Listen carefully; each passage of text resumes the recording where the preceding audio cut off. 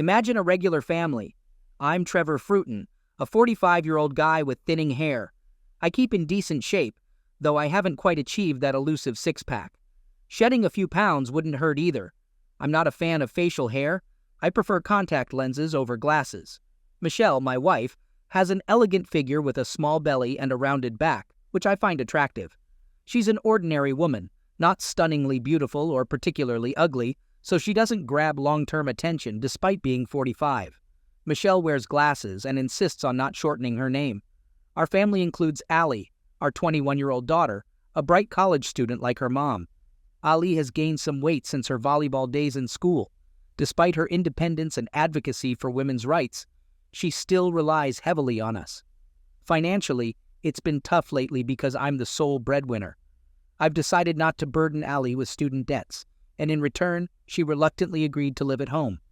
Despite our modest lifestyle, Michelle and Ali enjoy luxury. While I drive an old F-150, they own expensive luxury sedans. Unfortunately, our house has little equity due to their lavish lifestyle, which was financed through housing loans, solving our financial problems. Our suburban life follows a typical pattern, with occasional neighborhood parties. Though we're not particularly close to our neighbors, it's a way to spend weekends. We have developed a close relationship with our nearest neighbors, and a married couple from the next street. Their daughter, Sally, is Ellie's best friend. When Ellie left for college, Sally felt a deep emptiness. Like Michelle, we spent a lot of time together, and now there's a void in my life. Despite expanding participation in volunteer activities, it didn't fill the gap. One evening, I asked Michelle if she was happy. She seemed puzzled and inquired about what makes me happy. I explained that I'm happy with my life. Lately, she had become distant and lost enthusiasm. I missed the pleasant times we spent together, like with Allie. Perhaps I was a bit bored. I wondered if I was doing something wrong or if there was something I should do for her. Michelle reassured me, saying everything was fine with no complaints. Confused by her answer, I inquired about her motives and questioned why all these questions. My only desire is for you to be happy. Assuming she would seek help from a consultant to find balance and cheer up, I suggested it. She responded uncertainly, stating that she didn't know and would think about it. When the air got colder, I dismissed the idea. However, 2 weeks later, Michelle decided to start weekly classes with a life coach. I hoped for a surge of passion in our bedroom, but unfortunately, that didn't happen. We've remained consistent, closeness partners twice a week, and it seems it'll continue indefinitely. I'm not complaining. Michelle accepts my occasional moments of premature pleasure, just as I tolerate her occasional simulated climaxes. Normality is a subjective idea, and honestly, I can't figure out where we stand in relation to it. I've never talked about my personal life with anyone, and I don't encourage my friends to share closeness details about their relationships. My neighbors, Mark and Cindy, are a couple in their 60s who live south of me. Mark, despite being reserved, isn't great with hands-on work and is more likely to accidentally hurt himself than fix something successfully.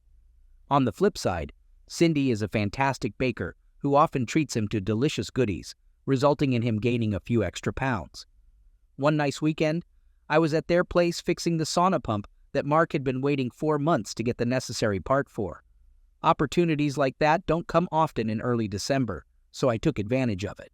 Our patio's sliding door has seen better days, making a scratching sound when opened. This familiar noise caught my attention. If it's not Michelle returning from her mother's, it must be Allie. It was confirmed when I heard her talking. He must be inside somewhere. His car was parked outside. It's been a while since I last saw him, so I'm in the backyard, sitting in the gazebo. Ever thought about it? I paused, realizing that Allie was intentionally keeping this conversation from my ears. Oh my God, Mom, you're way behind. Maybe give Max a chance. Sally says he's quite experienced and eager to please. Maybe that's what you need to break out of the bedroom routine. What? What's this about? My wife told our daughter about our bedroom issues. We obviously have some unresolved problems, but she didn't talk to me about it. Where did this sudden revelation come from? And trusting our daughter is just not appropriate. I get that you need time to think about everything. By the way, Dad mentioned he'll be hunting next weekend.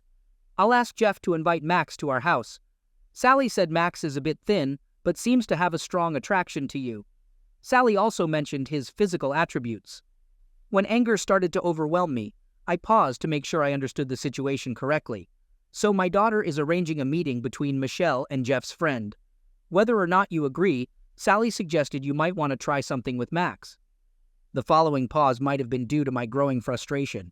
It seems like they're conspiring to ruin my marriage too. I can't help but wonder what I've done to deserve this situation. Okay, keep me posted. Love you. Goodbye. I was terribly upset, and it's probably lucky that I didn't hurt my eye while working with this problematic pump. The atmosphere at home throughout the week was terrible. I purposely did everything to annoy Michelle and Allie, spending most of my time in my office or in the garage. My power tools are now sharpened and look like new. I didn't cancel the hunting trip, but I asked someone to keep an eye on Michelle's actions. Photos of Allie, Jeff, and a skinny child entering the house around noon appeared in the house about 2 o'clock. Sally and Jeff left. The skinny child followed suit. About 4 hours later, I returned. On Sundays, Michelle was wearing sweatpants and trying to be overly affectionate, hugging and smiling. But I didn't react to her gestures. Although it wasn't conclusive evidence, I couldn't help but notice that Michelle was sitting cross-legged, leaning heavily to the left, more than her usual demeanor. Maybe someone's backside was a little tender. Later in the kitchen, Allie changed everyone's fate by playfully slapping Michelle on the rear, making both of them burst into laughter. Pretending to cough, I felt a weight in my chest. I hoped my wife, who was completely unaware of the incident, didn't pass anything on to me. I decided to sleep on the couch in the living room. Michelle chose not to carry on with her plans. In the morning, I mentioned struggling to breathe and needing to see a doctor, even though it was just a pretense. Luckily, my boss was fine with me taking the day off. I wanted to pretend I had COVID-19 to expedite my departure. With a significant amount of accumulated sick leave and vacation time, I could afford this break, allowing me to attend our traditional Christmas Eve dinner. When I claimed to have COVID-19, I knew it would scare everyone away. Unsure if I really had it, considering I've had both vaccine doses and feel healthy, my respiratory system remained unaffected, despite a broken heart and strong anger towards 4 people. To avoid discomfort, I chose to stay in an extended stay hotel. I was relieved when my wife expressed happiness that I'd be out of quarantine before Christmas Eve. She and her daughter called me twice a day. Instead of showing my true emotions, I remained polite, but acted tired to end the conversation.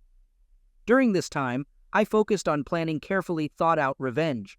I needed to make changes to all my financial matters, including wills, beneficiaries, and emergency contacts. I didn't realize how many attachments and responsibilities I'd accumulated over time. Finding a new apartment was a challenging test, making me fully aware of my permanent decision to divorce Michelle and end Allie's financial dependence on me. Jeff deserved consequences for his actions, but I wasn't sure how to react to Max's behavior. When overwhelmed with anger, a person can have many thoughts and ideas. If I acted on most of them, my future plans would be in jeopardy. One idea inspired by the news was to hire an escort to trap Jeff, imitating a company's tactics to eliminate unwanted employees. But this plan would damage Allie, who, in my opinion, didn't deserve such consequences. Preparing for Christmas, we sat at the dining room table, admiring the plastic Christmas tree with flashing red, white, and green lights, and inhaling the festive aroma from pine cones. Over the past 23 years, we turned annual meetings into a tradition. But not everyone attended the first 2 meetings. Michelle worked hard in the kitchen, and now we all sat at the table, enjoying the meal. Usually at this moment, I could briefly express my gratitude, but not this time. When I stood up to make a speech, it was evident that my toast wouldn't be lighthearted. I turned to Jeff and casually asked him what he thought of Heather. The question drained the color from Jeff's face and caught Allie's attention, who has been in a relationship with Jeff since high school. It was hard to imagine anyone doubting that they would be together in 50 years. Jeff hesitated and expressed confusion about Heather's reference, his denial lacking conviction. It seemed as if he would prefer jumping out of a speeding train, resorting to the classic politician tactic of denying everything. He mumbled that he didn't remember hearing that name, but I remained unconvinced, prompting me to play my own card. I activated an audio recording on my phone, capturing Heather's voice exclaiming, "Oh, Jeff, you're great! I'm glad to meet you again." Swiftly turning off the recording, I hoped that my doubts about it being Jeff's voice would disappear, along with the fading sound waves. Allie, on the other hand, completely lost control and flew into a rage. She accused Jeff of betrayal, instructing him to leave immediately. Acting quickly, I positioned myself behind him, holding him in place. Both Jeff and I managed to fend off Allie's desperate attempt to damage him. I advised Michelle to take her daughter to another room and attempt to calm her down, noting that Allie was behaving like a wild animal. I needed a serious talk with Jeff. Michelle led Allie forcefully out of the dining room into the kitchen, and the commotion didn't go unnoticed as a string of expletives fell out, causing tension among the serene serving bowls. In a short time, I explained to Jeff the further course of events. I made it clear he had to warn Max against meeting me, as the consequences of such a meeting would make Max regret his existence. Jeff was sternly warned that his involvement in this case was completely unacceptable, and I made it clear I didn't want to catch his eye anymore. The pallor of his face indicated he realized how much his position had decreased and how limited his choices were. I handed him the envelope. Jeff agreed to do the last assignment on my behalf. I called loudly towards the kitchen, urging Michelle to come back with Allie. We were ready to talk. If looks could cause damage, then Allie's gaze at Jeff would be fatal. Michelle sat with a puzzled expression. Both were visibly upset with tears. First, let me explain how I obtained this record. I clarified to Jeff that the woman's name wasn't Heather, and I admitted to not knowing her real name. She works as an escort, and I paid a significant sum to hire her, aiming to entice you into attempting to meet, with the entire process recorded. I mentioned there was also a video available for anyone interested. In response to Allie's shocked inquiry about why I hired her, I calmly acknowledged that I did. Despite my calm reply, Allie couldn't shake the feeling of betrayal, as if she had been stabbed in the back. Michelle emitted a thin, frightened squeak, and her eyes briefly met Allie's before quickly looking away. Both women were visibly shocked, tears streaming down their faces. "Jeff, it's your turn to talk," I said, switching my cell phone camera to video mode. Jeff got up from his seat, picked up the folder in front of him, and addressed Michelle directly. "Michelle Fruiton, you have been officially served with a notification," he announced, handing her a folder. The tension in the room was palpable. As we waited for Michelle's reaction, I couldn't figure out if she would be sick or pass out. At first, she lost consciousness, and then, having regained consciousness, she began to vomit. The pine cones seemed insignificant compared to what happened next. Jeff gave Michelle the divorce papers and quickly left the house, leaving Allie to comfort her upset mother. Ellie's tears kept flowing, unable to contain the overwhelming weight of the situation. Meanwhile, in the master bedroom, I took charge of the chaos outside. Allie's valuable possession, her gift for completing her 4-year training, was safely packed in a carrier and disappeared from view. All her valuables were thrown into a garbage bag and left on the house's porch. Soon, Michelle's luxurious car pulled up to the house, highlighting the contrast between the two vehicles. Her belongings were transferred to an old sedan that had served for 23 years, symbolizing the duration of our marriage. According to my lawyer, I still had to provide Michelle with transportation. I double-checked while sipping bourbon. All our credit cards, including Allie's credit card where I was a co-borrower, were paid off and canceled. Cell phones were also canceled. Once again, I was responsible for getting Michelle a new phone, a Tacoma with a plan offering 60 minutes of talk time and 100 text messages. Unfortunately, Allie didn't get the same benefits. Despite this, both still had iPhones with an impressive 16 cameras or something similar. They had to find and pay for their own phone plan. As for the house, there was now a for sale sign on the garage. I confidently hammered it into the front yard. However, I couldn't sell the house yet because it had Michelle's name on the property rights. I just wanted her to have an idea of what the future held for us. Instead of staying in the living room, where Christmas music played by the Christmas tree, I sought solace in the basement. Sitting in the dark, I found peace, especially hearing the chaos happening above me. It was evident that nothing they once owned was functioning properly. They threw unpleasant words at me, but those words seemed soft compared to the ones I shouted in my empty hotel room, preparing for this day. "Trevor, we need to talk." Maybe he went out for a walk because his car was parked on the street. Strangely, my car is nowhere to be found. Maybe he took it. To make matters worse, my phone isn't answering either. My car has truly disappeared. Maybe his father took him. It can't be that he drives both cars. Whose disgusting car is parked in front of the house? It looks like my phone isn't working either. I hope this fool didn't cancel my phone connection. Let's go ask Cindy if she'll let us use her phone. I securely closed the entrance locks. Now they were outside the house without working phones and credit cards. Moreover, since both of their purses were left here, they did not have any identification documents with them. I didn't feel any remorse when I sent both driver's licenses to our paper shredder. I am sure that this will cause them considerable discomfort while they try to rebuild their lives. After pouring a glass, I turned on the TV and watched a cheap special for a short time. Our current circumstances could not help but differ from the spiritual atmosphere shown in this program. The choice in favor of silence seemed to me more reasonable. Suddenly, there was a commotion at the front door. It was Michelle and Allie who returned. It was at this moment that Michelle's daughter, whom I no longer consider my own, saw the contents of a garbage bag standing by the porch. Allie expressed shock upon realizing that everything she had in her car was now in this package. She mentioned that her father had disposed of her car, but she refused to believe it. It was hard for her to imagine that he did that, as it was completely out of character for him. Amidst their conversation, I suggested to Mom that maybe the reason her car was missing was that he had indeed sold it. If that were the case, I swore I'd confront him, expressing my anger. I loved that car, and the constant ringing of the doorbell made it difficult to hear their conversation.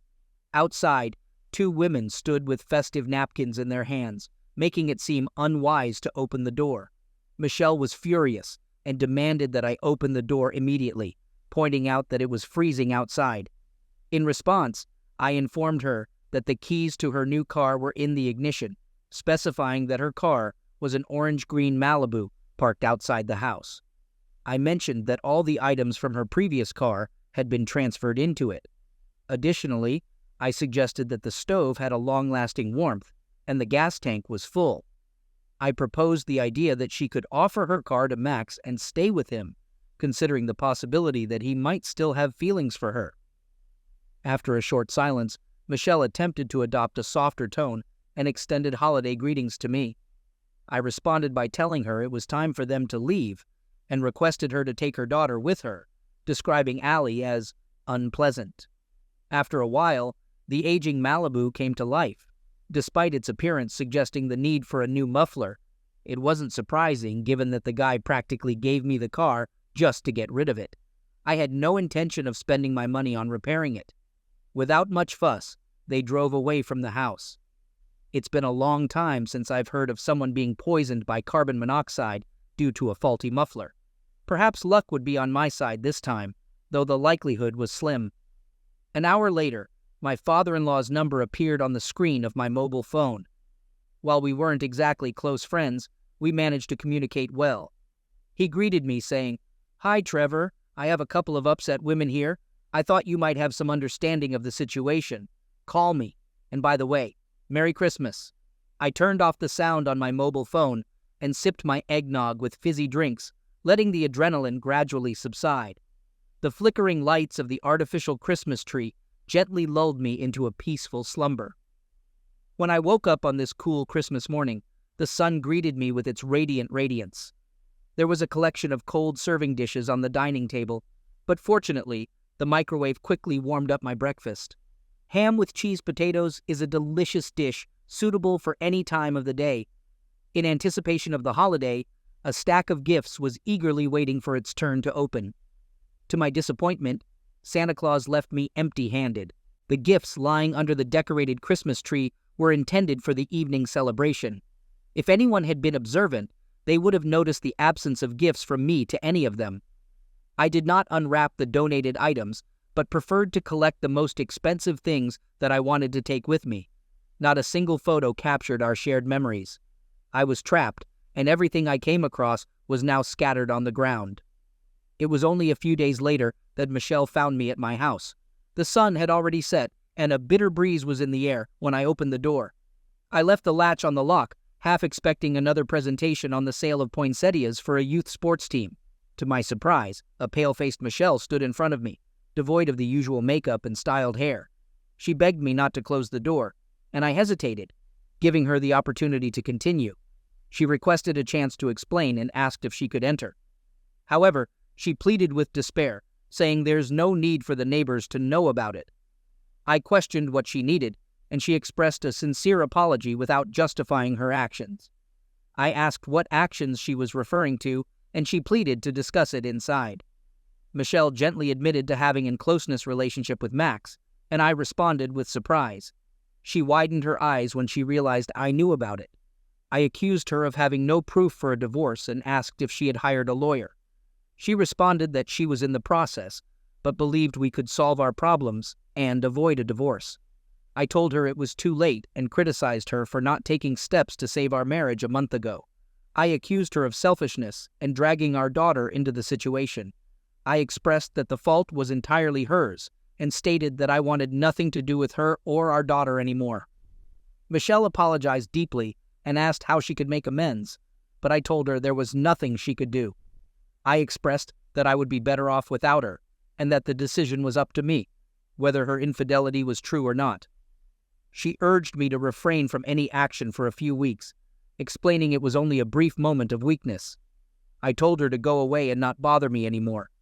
As she begged and knocked, my noise-canceling headphones successfully blocked the sound. I closed the door, and by morning, she was nowhere to be found. Almost a year later, minus one day, I was sitting in my lonely two-room apartment. Continuing the tradition of Christmas Eve of my own accord, I prepared a modest dinner for myself. At first, I had a hard time with cooking, and although they say that betrayal feels like a stab in the back, it really broke my heart, self-esteem, and self-confidence. I managed to maintain my self-respect throughout this ordeal. There were countless nights when I doubted whether I had gone too far. But deep down, I never agreed with this opinion. Eventually, I got to the point where I felt unnecessary and decided to leave. It was very simple at that time. When I was in a state of uncertainty after the divorce, it seemed to me that I had failed. My attitude to work became sour. I often began to snap at colleagues, which is why my boss repeatedly made a remark to me. Gradually, I stopped communicating with people and began to lead the life of a recluse. My colleagues learned to give me freedom, and I focused exclusively on work, coping with my duties perfectly.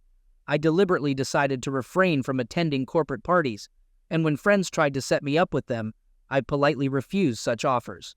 Gradually, my friends began to disappear. One by one, it seemed that my endless pity party stayed for a long time. In search of solace, I turned to running with headphones in their ears. People passed by without bothering me, but this new hobby, along with cooking for myself, made me lose a few pounds. Accordingly, the old clothes no longer fit me, and I had to switch to a more modern style. Occasionally, one of my colleagues would make a kind remark about my appearance, but it didn't go beyond that. The divorce seemed to drag on endlessly, lasting a grueling 9 months. Eventually, when we reached the breaking point, our house quickly found a new owner. Instead of monthly support, Michelle received the lion's share of revenue from him. Sally and Jeff went their separate ways. It seemed that Michelle's cheating was more acceptable than Jeff's actions. Last spring, Jeff, while intoxicated, confronted me and angrily accused me of bringing him and Heather together. He always found someone to blame for his mistakes. I wasn't around when he was with Heather. He was weak, like most men his age, and easily succumbed to the persuasions of a seductive temptress. As for Allie, she was desperately trying to express her anger at me. She left angry voicemails, but I never answered. Maybe someday I'll answer her call, but it's unlikely, so don't bet on it. I didn't get an invitation to her graduation, but I didn't attend it either. Michelle was going through a particularly difficult time.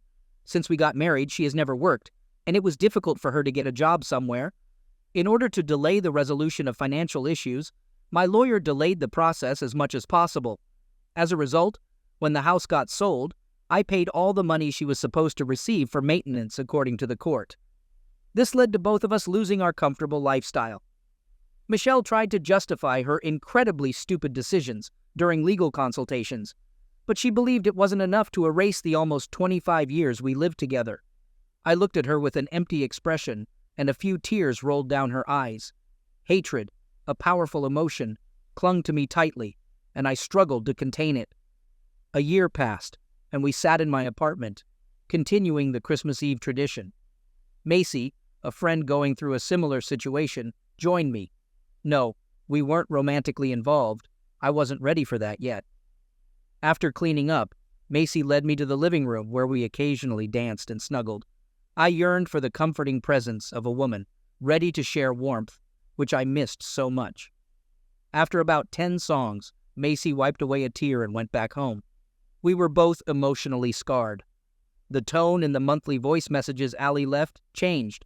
She was apologizing. Despite this, I never bothered to answer her calls. My caring mom accidentally found out that Michelle had moved in with someone else. Surprisingly, my reaction was mostly indifferent. Gradually, I started engaging in small talk with people. Former colleagues avoided me, and new ones found me unusual.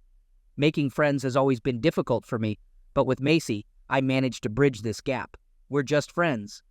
In late January, I received a letter from Ali in my mailbox. Part of me hesitated to open it, not knowing what might be inside, but curiosity got the better of me. In the letter, Ali apologized and included a selfie. She stood with a gloomy expression, holding her rounded stomach. The note said, "Daddy, I deeply apologize for my mistakes. I'm pregnant. I wonder if you can find the strength to accept your grandson into your life. If not, I understand. With love, Allie." The return address indicated Allie had moved, and I wondered about her current situation. There was no mention of her husband or clues about her marital status. I squinted at the photo for signs of rings on her fingers, but they were difficult to distinguish. Despite my contempt for their mother, my desire to have grandchildren remained unchanged. It took me a few weeks to gather my thoughts before answering. During this time, Macy and I parted ways. Recognizing that we were only sources of support for each other, she decided to move far away and start anew. After hugging me several times, she bid farewell to my life. To keep my sanity, I decided to play pickleball at a local recreation center. Though it's a shortened version of tennis with different rules, I found myself playing with people at a similar skill level. There's something nostalgic about it, reminiscent of high school. Shannon entered my life with a loud entrance. She seemed to be around my age. Like many people I play with, I often miss the ball due to my lack of skill. Unfortunately, during a game, one of my throws accidentally hit Shannon between her chest. Her friends jokingly suggested I should kiss her to make it better, which made Shannon blush even more. After the game, Shannon jokingly said I should at least buy her a soft drink. I met Shannon, who introduced herself and expressed apologies for accidentally hitting me. She confessed she wasn't familiar with games and found it challenging to engage in conversation, especially with women. Shannon mentioned a Jamba Juice cafe in the shopping center and suggested that I treat her. I agreed, and we took a walk to the cafe. During our conversation, we got to know each other better, although my responses were not particularly eloquent. As our conversation continued, Shannon observed my self-doubt and asked if I was in a relationship. I responded that I didn't think I'd ever have one due to a past experience of infidelity. Shannon inquired if my ex-partner had left me, and I explained that she had cheated, and I couldn't accept it. It had been a few years, but I hadn't fully come to terms with it. She then asked if I was currently dating anyone, and I mentioned going on occasional dates, but nothing serious.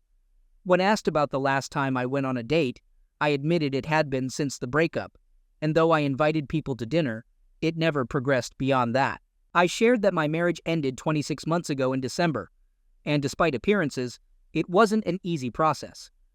It took me several years to regain my self-confidence after feeling abandoned. Palms sweating from the current conversation, Shannon noticed and suggested changing the topic. We shifted to discussing why I decided to start playing paintball, and I explained that I was tired of indulging in self-pity. I decided it was time to find something new to occupy my time, which led me to the game. My friends persistently encouraged me until I eventually gave in. Surprisingly, I found that I really enjoy it. Shannon shared that she also liked the game. She mentioned having to leave and said she would see me tomorrow for a match at 4 p.m. We bid farewell, and Shannon reassured me to stay strong, expressing her belief that everything would get better. That night, I felt confident enough to respond to Allie. I conveyed that I don't mind trying, and though we may never be close, I would like to at least get to know my grandson. I asked her to let me know when the right moment comes, but I made it clear that I refuse to be in the same room with her mother, no matter what. I signed off as Mr. Forden. I mentioned Alina's demonstration and included a selfie. I added that, according to my calculations, the delivery date should have taken place in May or June. However, I wasn't sure if Allie got my answer because I haven't received another letter from her. Additionally, the next day during a pinball game, Shannon and several other ladies were flirting. I was pleased. After a particularly successful punch, Shannon jokingly remarked that I looked great in my shirt and that I might look even better without it. The women laughed, and I felt my face turn red. Funny you should mention that, Shannon. It seemed to me that you look very good in those yoga pants. It seems to me that you would look even better without them. When Shannon blushed, the room filled with uncontrollable laughter. The women began to playfully sing along, urging me to take off my shirt. Reluctantly, I yielded to their request and took it off. But Shannon shook her head vigorously and began to scold me as if I had behaved badly. Under the wolf whistle of several ladies, I quickly put my shirt back on. Shannon muttered the words, "You're terrible," in my direction, to which I responded with a kiss. When the games ended, some women started flirting, and one even complimented Shannon on how amazing she looks without yoga pants. Shannon waited patiently for her turn. Keeping her composure, I decided to treat the girl to a refreshing drink, and coincidentally, was just about to ask her a question. I complimented her on her beautiful yoga pants, but she quickly told me to stop. Judging by her ear-to-ear grin, she was quite pleased with herself. While we were enjoying drinks, I plucked up the courage and invited Shannon to dinner and a movie.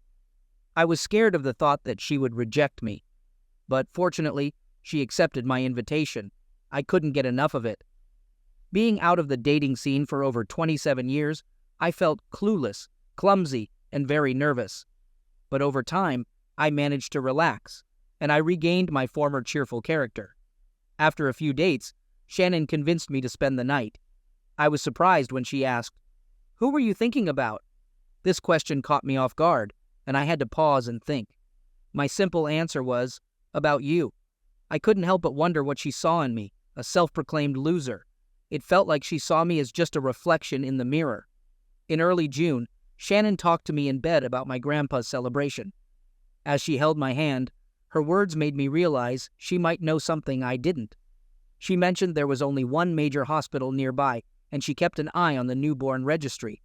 It turned out that a woman named Allie Fruden had recently given birth to a girl. This news eased my tension, but Shannon's warm lips revived my desire. Instead of physical relationship, we opted for a more closeness connection through passionate kisses. Exhausted and tired, I sought comfort in Shannon's presence. In my uncertainty, I pondered my next actions. Sending flowers might be an appropriate gesture, not necessarily overflowing with love, but expressing recognition of her newfound motherhood. A day after sending the flowers, I unexpectedly received a night letter. In the letter, as a father, I acknowledged the emptiness of my apologies and believed in their authenticity. The memories of the terrible breakdown on Christmas Eve haunted me, fueling my hatred for you. Allie expressed that I had disrupted her relationship with Jeff by taking away her car, phone, and altering her entire lifestyle. For a considerable period, she harbored bitterness and immaturity, transforming into an offended woman. After reflecting on the situation, she began seeing things from my point of view, acknowledging that the treatment I received from them was undeserved. She couldn't forgive herself for her actions and deeply regretted being a terrible person. Allie claimed to have undergone significant personal growth, becoming a completely different person. She shed tears for her past actions, considering them as pure evil. Despite the difficulty, she expressed a willingness to make an effort and bring my presence back into her life, seeking comfort once more. Allie emphasized the importance of looking into her eyes when she sincerely asked for forgiveness to understand the depth of her remorse. She expressed a desire for friendship, recounting a lesson learned from a close friend about the difference between good and evil, weakness and strength. Allie wondered what she could offer in return and mentioned giving grandchildren, naming her daughter Bonnie after my mother. Currently, Allie and Bonnie lived in her modest apartment, facing the world as a duo. She extended an open invitation for visits or suggested arranging for Bonnie to be with me when she wasn't around. Allie concluded the letter by expressing her enduring identity as my daughter and her hunger for my love again. I shared this letter with Shannon, who believed it to be sincere. My plans were to protect Shannon from Allie, considering the damage Allie had caused in one of my past relationships. In response, I received a warm hug and a passionate kiss from Shannon, who assured me not to worry. She claimed to be strong with emotional barriers to keep unwanted people out, expressing gratitude for breaking through. As we hugged tightly, moving gently like dancing to a slow love song, Shannon emphasized that I couldn't fully love her while holding on to hatred for Allie and Jeff. She urged me to let go so our relationship could develop, echoing Shannon's advice about leaving the past behind. The headlights revealed the return address of Allie on the apartment. Shannon accompanied me as I softly knocked on Allie's door. Ellie opened the door, and inside, I introduced Shannon to my daughter. We exchanged greetings with gentle cheek kisses and entered the cozy apartment. Ellie suggested supporting Bonnie, and I settled down at the kitchen table, holding Bonnie gently. Surprisingly, Bonnie remained calm, not shedding a tear, reminding me of how small and delicate their hands and feet are. Looking at Shannon, I saw love in her eyes. Shannon brought up the subject, mentioning that Allie had already told Bonnie's father about her birth. Allie replied that Bonnie's father believed she was trying to trap him, and there was uncertainty about whether he would change his mind. Allie and I carefully avoided each other throughout the evening. I left without hugging or kissing her. When I got into the car, Shannon scolded me, insisting that Allie should know that I still love her. Shannon replied, "I know you love her and you know it too. Go back there and do it right." Leaving Shannon in the car, I went to Allie's door and knocked. She asked, "Did you forget something?" "I kind of forgot to hug you and express my love for you." It was such an emotional moment that it could have been the plot for a Hallmark movie. 6 months passed, and a few weeks later, we gathered in my apartment for our traditional Christmas Eve dinner. Shannon, Allie, and I were there, and I was holding Bonnie in my arms. I said the Christmas blessing, and then we enjoyed the meal and exchanged gifts. Bonnie got more presents than expected, but she seemed to like the way the wrapping paper made noise when she played with it. Because of the snowy weather, it was too risky to make a long trip on Christmas Eve. A year later, I let Allie and Bonnie live in my apartment. Shannon and I started spending nights at her place regularly, continuing the tradition of Christmas Eve. We were heading to Shannon's house for a festive dinner before the wedding. We definitely signed a prenuptial agreement. I found myself being closely watched when I chatted with other pickleball players, but it didn't bother me. Carter Denton, Allie's husband and Bonnie's father, joined us this year. It took him a while, but eventually he realized that he really wanted to be a part of Ali and Bonnie's life. Bonnie and I really like to cuddle together, making us great buddies. The role of grandfather brings me great joy. In addition, Shannon's children and grandchildren were present in the house, creating a warm and lively atmosphere during the Christmas gatherings. One of her sons kindly led the family's heartfelt blessing. Reflecting on life, I realized that it continues regardless of our participation. It took me a while to realize that life was slipping away from me, but this is no longer the case. I have found satisfaction in the place I have reached, and I am sincerely glad of my current position.